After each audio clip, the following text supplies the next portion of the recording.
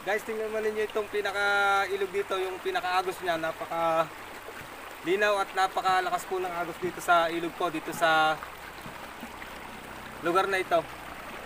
At napaka-lawak po ng pinaka-liguan dito sa dakong ito. At ito po ay malapit na po dito sa tulay po ng Taysan. Bali po pala, ito pala po ay Sitio Bacau.